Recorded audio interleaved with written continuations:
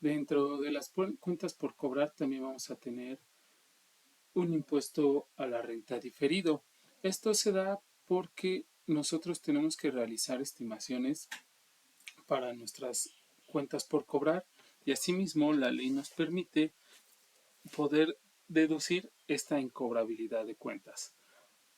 Para nosotros lo que nos va a regir dentro de la NIF tenemos la C2, que es inversión de instrumentos, C3 cuentas por cobrar, C16 deterioro de instrumentos financieros, que es lo que nos va a regular y nos va a dar una pauta, una guía de cómo se debe tener un control de las cuentas que no vamos a poder cobrar.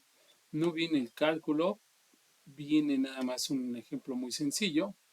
Instrumentos financieros por pagar y instrumentos financieros por cobrar. Dentro de estas dos se maneja el modelo de costo amortizado para cuentas cobrables mayores a 12 meses o si la entidad decide llevar a costo amortizado aunque sea un periodo de 3 meses, 6 meses, 9 meses, no se limita.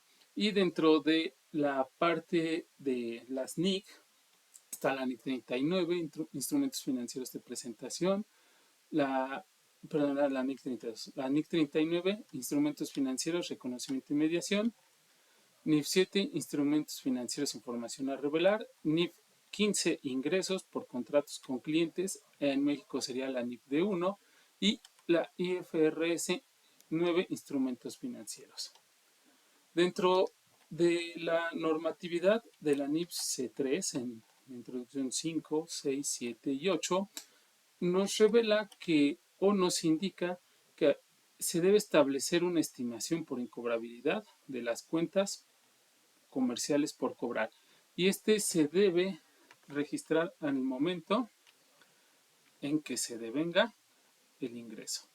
Para esto es necesario hacer estimaciones, conocer el historial de la empresa o, en dado caso, conocer cómo la competencia o negocios similares hacen dichas estimaciones.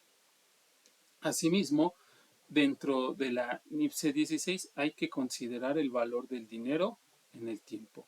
Es decir, 1,000 pesos de hoy no serán 1,000 pesos en un futuro, sino que van perdiendo un poder adquisitivo. Ese es el valor del dinero en el tiempo. Y también se debe presentar y revelar en las notas una estimación o cómo son los cálculos para la estimación por cobrabilidad y presentar un análisis entre el saldo final y saldo final, en el saldo inicial y saldo final por cada periodo. Asimismo, para dentro de los fundamentos, tenemos que la NIPSE 3 se fundamenta en la NIF A1 marco conceptual, capítulo 20, que establece los efectos derivados que llevan a cabo una entidad económica, de acuerdo a las cuentas por cobrar comerciales que se lleven y que se deben reconocer al existir el ingreso correspondiente, no un CFDI. Asimismo, también en el capítulo 60 y 70 del marco conceptual hace referencia al reconocimiento y evaluación de las cuentas por cobrar, cómo se van a reconocer y cómo se van a evaluar las mismas.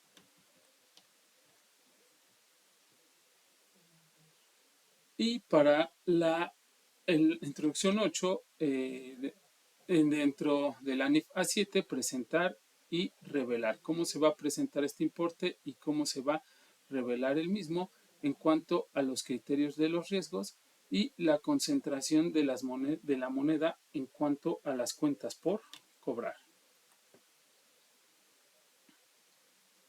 Dentro de su párrafo 20.2 y el 30.2 de la NIF 16, el 20.2 desde la NIF C3, vienen siendo similares, lo que nos indica que las cuentas por cobrar que se tratan en esta NIF son aquellas que no tienen un interés implícito o explícito. Por lo tanto, se puede referir a cuentas por cobrar a corto y a largo plazo. Y otras cuentas de corto plazo para la NIF C3. Y estas también se les puede aplicar si es que así se requiere o la entidad lo requiere. Un interés implícito, un costo amortizado. Y de acuerdo a su definición, ya que estas cuentas por cobrar son un activo financiero, son un derecho que surge de un contrato el cual otorga recursos monetarios a la entidad, los cuales pueden ser efectivo o equivalentes de efectivo, instrumentos financieros por un contrato tales como inversión en un instrumento de capital emitido por un tercero, un derecho contractual de recibir efectivo o cualquier instrumento de otra entidad, un derecho contractual a intercambiar activos financieros o pasivos financieros con terceros en condiciones favorables y un derecho que será liquidado a la entidad con número variables de instrumentos de capital emitidos. Dentro del párrafo 31.3 de la NIPSE 3, un derecho u obligación contractual de recibir o entregar instrumentos financieros es una cadena de derechos y obligaciones que esta última recibirá en una instancia o pagará efectivo equivalentes de efectivo.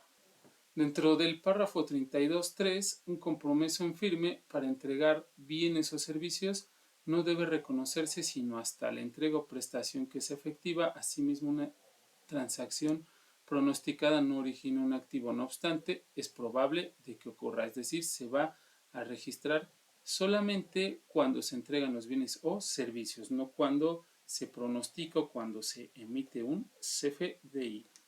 Para reconocer una cuenta por cobrar, su reconocimiento inicial debe hacerse al considerarse devengada la operación que le dio origen, lo cual ocurre cuando, para cumplir los términos del contrato celebrado, se transfiere el control sobre los bienes o servicios acordados a la contraparte. Y esto viene estipulado en la NIF D1, ingresos por contratos con clientes. Y para determinar la estimación por pérdida de créditos, la empresa o la administración o la entidad debe efectuar su juicio profesional, una evaluación de las pérdidas esperadas por deterioro de las cuentas por cobrar, considerando la experiencia histórica, las condiciones actuales y pronósticos razonables y sustentables de eventos futuros cuantificables que van a afectar el importe de los flujos de efectivo por recuperar de las cuentas por cobrar. No es nada más algo así se va, debe de haber un estudio y revisar el historial de la empresa. Dentro del párrafo 51.1 de la NIF C3, Estado Situación Financiera, la entidad debe presentar sus cuentas por cobrar en forma segregada de las otras cuentas por cobrar, ya sea dentro del estado de situación financiera o en las notas. Estos rubros pueden presentarse netos de sus estimaciones por incobrabilidad, bonificación, descuentos y devoluciones, o pueden presentarse las estimaciones por separado dentro de las cuentas por cobrar. El párrafo 44.1 dentro de las etapas de riesgo tenemos un pequeño esquema. Dentro de la norma de evaluación tenemos una pérdida crediticia esperada que puede determinarse mediante el valor neto en libros del instrumento financiero por cobrar, que en este caso sería la cuenta por cobrar, menos beneficios económicos futuros esperados, igual a pérdida crediticia esperada. Bien, ¿qué significa esto? En números vamos a verla. Para esto necesitamos saber la experiencia histórica de las pérdidas crediticias, las condiciones actuales, los pronósticos razonables y sustentables de los diferentes futuros cuantificables que podrían afectar el flujo de efectivos futuros por recuperar de la cuenta por cobrar o denominada instrumentos financieros por cobrar. Tenemos un monto por cuenta por cobrar, estos son los montos. Tenemos días de atraso que pueden ser de 0 a 30, de 30 a 90, de 90 a 180 y de 180 a 360. De acuerdo a todos los análisis que ya se han hecho o que tenemos la probabilidad de incumplimiento que van del 10%, 25%, 50%, 75% y 100%.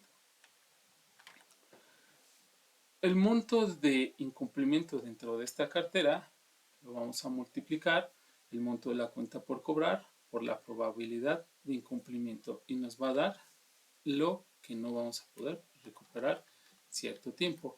Tenemos así mismo una severidad de pérdida dentro de la estimación y esto nos va a dar un monto de estimación de pérdida crediticia.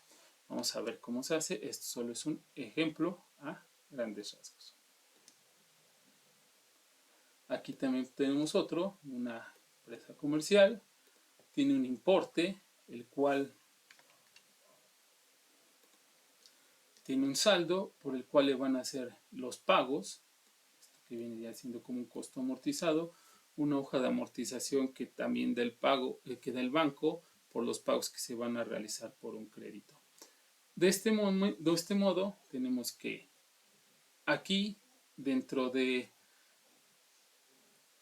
este concepto el cliente tiene una deuda, un instrumento financiero por pagar, que para nosotros es por cobrar, de este monto, nos puede hacer estos 3 pagos y al final su cuenta queda en este saldo.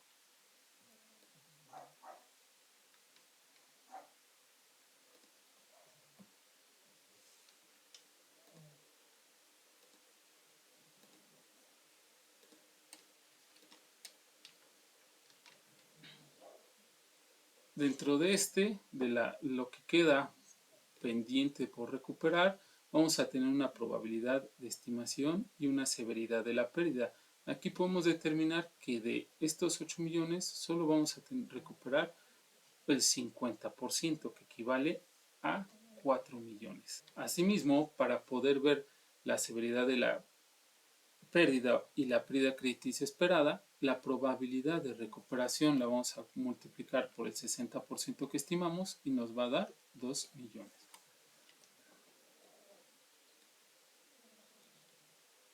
Antes de pasar a lo fiscal y ver cómo se relaciona contablemente, vamos a ver el cálculo de la severidad de la pérdida y la pérdida crediticia esperada, ya que estos solo son ejemplos generales. Dentro de la decisión básica de otorgar el crédito se otorga siempre que la concesión del crédito es una decisión positiva respecto al BPN. El BPN es el valor presente neto, es traer el valor del dinero a futuro o a lo que se va a poder adquirir o su valor dentro de un cierto periodo de tiempo. El BPN son los flujos de entrada menos el desembolso. Y la decisión sencilla, básica para otorgar el crédito del BPN es igual a PR menos C sobre I más R por T. Bueno, C es el costo de inversión de una venta a crédito.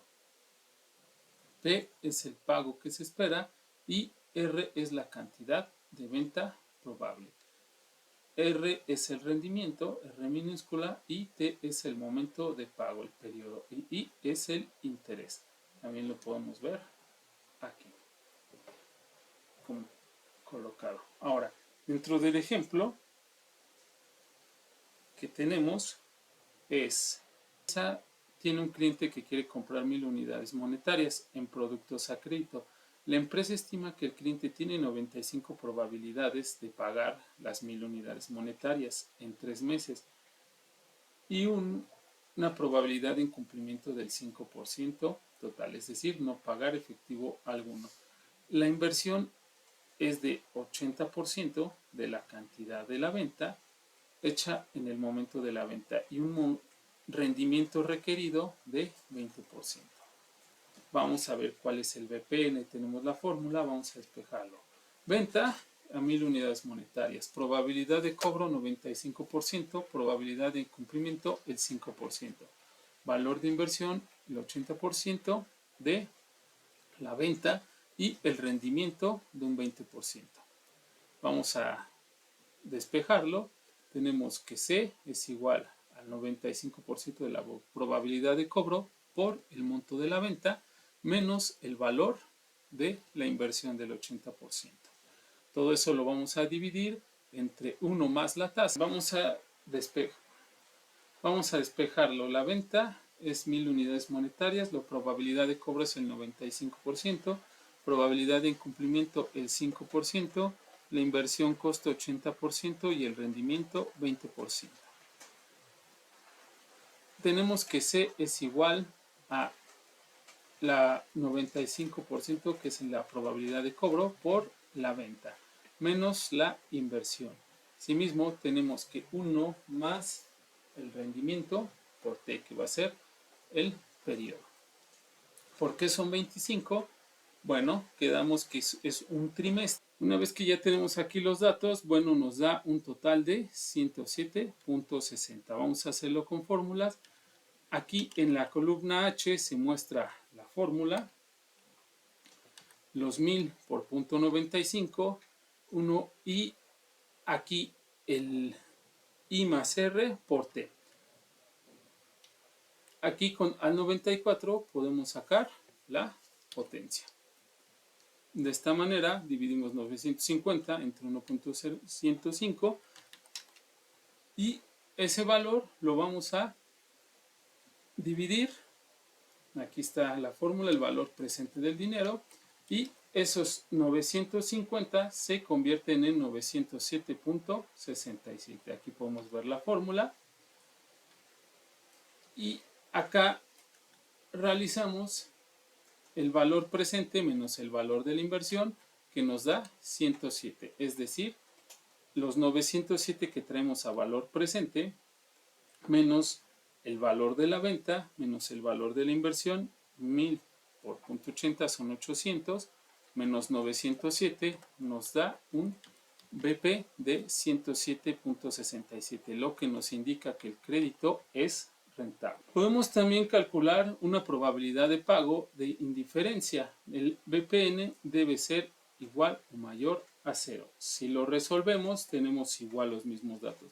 Costo es de 800, la tasa de interés es del 25, plazo a 3 meses, la venta de 1000 y el rendimiento de 0.20. Aquí lo tenemos. C más 1 más el rendimiento por el tiempo sobre el valor, que en este caso es T, y nos da un punto 83. Al momento de despejarlo, tenemos los 800 a valor presente, los dividimos entre 1000, aquí tenemos la fórmula, y nos da una severidad del 83.73. Y este resultado es compatible con el cálculo de BPN, que es de 0.95, el cual nos indica la probabilidad de pago, el cual excede el valor de indiferencia de 83.73, indica que la empresa puede otorgar el crédito.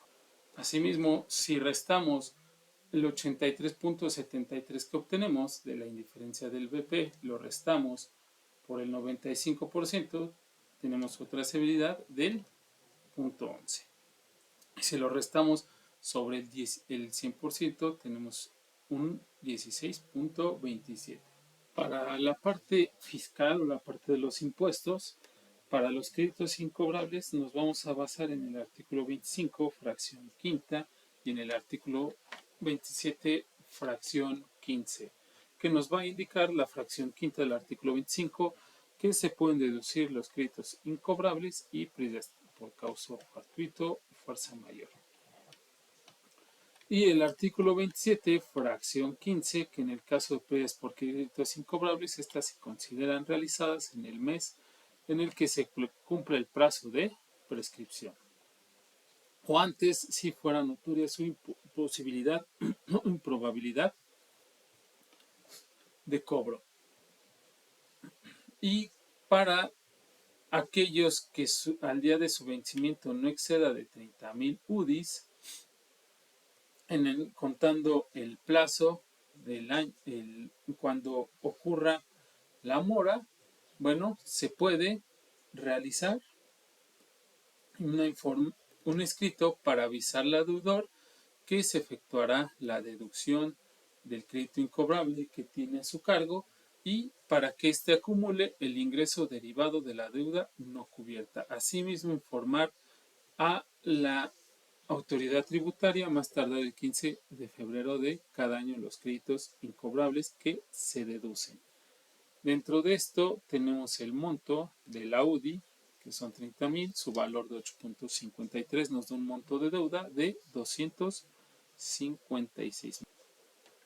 Un ejemplo de registro, como queda estimación de deterioro de cuentas incobrables, un abono y un gasto, un efecto a resultados por una incobrabilidad de la cuenta.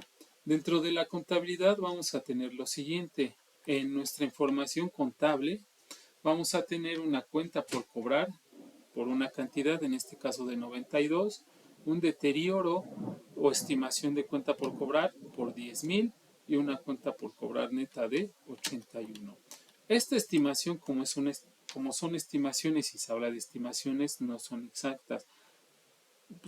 El monto puede ser un poco mayor, un poco menor y hay que hacer un ajuste. Pero dentro de lo que cabe es lo más acertado y posible que se tiene.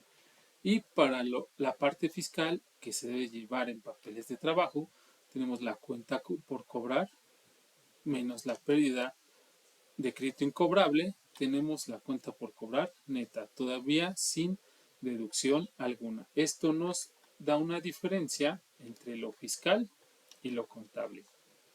Nos da una diferencia temporal. Si restamos la cuenta por cobrar contable menos la fiscal, nos va a dar una diferencia temporaria. Y esta diferencia temporaria, si la multiplicamos por la tasa, nos va a dar un activo por impuesto a la renta diferido. Los 10,000 por los .30 nos va a dar un activo por impuesto a la renta diferido de 3,000. ¿Cómo sabemos cuándo es un activo o un pasivo por impuesto a la renta diferido? Bueno, una de las razones es cuando la base contable sea menor a la base tributaria, nos va a dar un activo por impuesto a la renta diferido. En este caso, la base contable es de 81, la base fiscal es de 92. Como es menor, la diferencia que obtengamos va a ser un activo por impuesto a la renta diferido. Caso contrario, cuando la base contable sea mayor a la base tributaria, nos va a dar un pasivo. Esta es una de las mecánicas que se llevan para determinar cuándo es un activo o un impuesto, una renta diferido. Y para los pasivos, cuando la base contable sea mayor a la base tributaria, nos va a dar un activo por impuesto a la renta diferido. Y cuando la base sea contable menor a la base tributaria, hablando para pasivos, nos va a dar un pasivo por impuesto a la renta diferido. Ahora, si todo esto lo traemos a la conciliación, por así decirlo, contable fiscal, tenemos una utilidad contable. Para llegar a la utilidad fiscal, vamos a partir de la utilidad contable y le vamos a sumar y restar deducciones, así como diferencias temporales y permanentes. Vamos a adicionar y quitar deducciones. En este caso, para el año X, que es nuestro primer año, contablemente quitamos este deterioro no aceptado todavía por la parte fiscal. Entonces, como no es aceptado todavía por la parte fiscal o la autoridad, se lo sumamos a la utilidad contable y tenemos una utilidad fiscal de 110. Para el siguiente año, que ya la autoridad ya nos hace efectivo esta deducción, a la utilidad contable se lo vamos a restar y nuestra utilidad fiscal va a disminuir. Si multiplicamos el impuesto teórico, que sería la utilidad contable por el punto 30, nos da un ISR de 30,000. El impuesto causado va a ser la utilidad fiscal por la tasa del 30%. tenemos una diferencia de estas dos, que son los 3.222, que es el activo que se registró anteriormente, lo cual nos determina o nos menciona que va a ser un ahorro tributario a futuro o una disminución a futuro cuando la autoridad nos acepte estas deducciones que nosotros ya realizamos en la parte contable, en la parte financiera, pero por diferentes causas las vamos a hacer deducibles para efectos de impuestos en periodos posteriores. Es así como queda la parte de informar y cuál es el efecto del activo por impuesto a la renta diferido para cuentas por cobrar. Dentro de esto, nuestro registro contable quedaría de la siguiente manera. Activo por impuesto a la renta diferido, por la cantidad que se determinó. Impuesto a la renta, resultados, cargo y un abono. Para efectos financieros, aquí tenemos los fundamentos NIF D4 y NIC 12.